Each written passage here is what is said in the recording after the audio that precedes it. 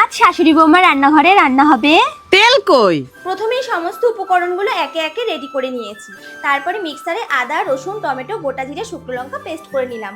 পরিমাণ মতো লবণ, হলুদ দিয়ে মাছগুলোর গায়ে ভালো করে মাখিয়ে নিয়ে কড়াইতে পরিমাণ মতন সর্ষের তেল দিয়ে দিলাম। তেলটা ভালো মতন গরম হয়ে এলেই লবণ হলুদ মাখানো মাছগুলো তেলের মধ্যে দিয়ে এপিট ওপিট করে হালকা করে ভেজে একটা পাত্রে তুলে নিলাম।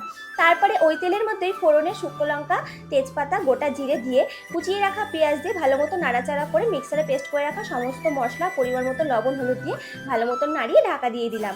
ঢাকনাটা খুলে মশলা থেকে তেল ছেড়ে দিলেই দিয়ে দেবো প্রথমে অল্প একটু জল। ভালো মতো নাড়াচাড়া করে আবারও একটু জল দিয়ে দেবো। ঝোলটা ভালো মতন ফুটে আসলেই দিয়ে দেবো একে একে সমস্ত ভেজে রাখা মাছগুলো।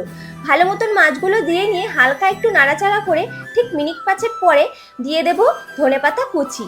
তারপরে হালকা একটু নাড়াচাড়া করার দরকার নেই, ওপর থেকে একটু গরম মশলা ছড়িয়ে তারপরে হালকা একটু নাড়াচাড়া করে নিলেই রেডি আমাদের তেল কই। চলো এবার তাহলে টেস্ট করে দেখা যাক। কেমন, ভালো তো? দারুণ।